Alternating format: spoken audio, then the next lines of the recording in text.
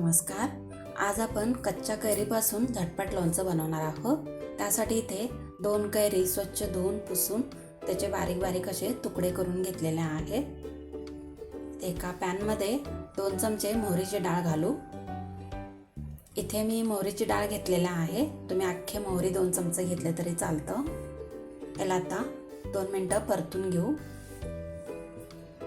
ही मोहरीची डाळ परतलेला आहे, काढून घेऊ.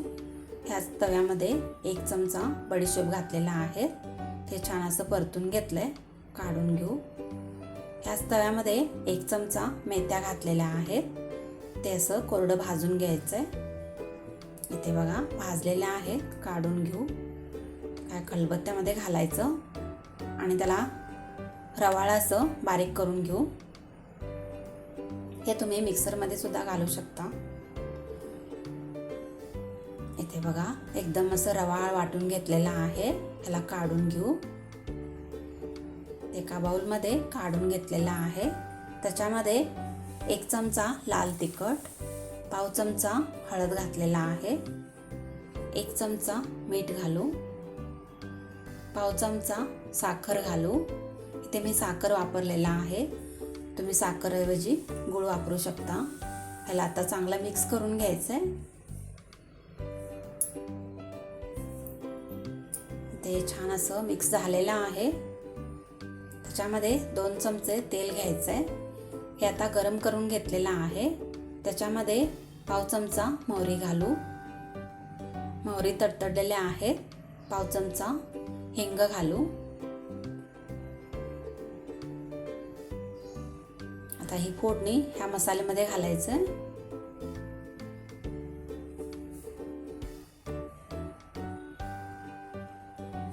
हे फोडणी मसाला एकजीव करून घ्यायचंय. छान असं हलवून घ्यायचंय.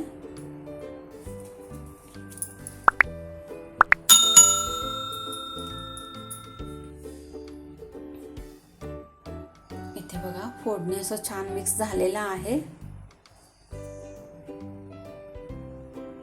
ह्याला आता गार करून घ्यायचंय. 15 ते 20 मिनिटं असंच ठेवू. इथे 15 ते 20 मिनिटं झालेले आहेत आणि फोडणी पण आता गरम होतं ते गार झालेला आहे. ह्याच्यामध्ये कैरीचे तुकडे घालू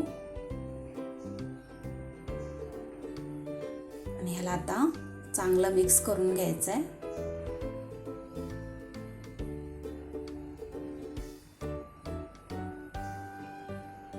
हे आता मिक्स झालेला आहे. ह्याला आता अर्धा ते 1 तास असं झाकून ठेवायचंय.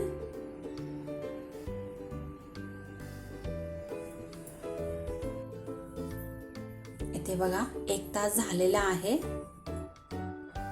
ह्या कैरीच्या फोड्या सुद्धा असा मऊ झालेल्या आहेत. म्हणजे आता 1 तासामध्ये कैरीचं लोणचं मुरलेलं आहे. हे तुम्ही फ्रीजच्या बाहेर ठेवलं तरी 8 ते 10 दिवस असंच राहू शकतं. हे झटपट कैरीचं लोणचं बनवून तयार आहे. तुम्ही पण करून बघा. जर माझी व्हिडिओ आवडली तर लाईक, शेअर, सबस्क्राईब करायला विसरू नका.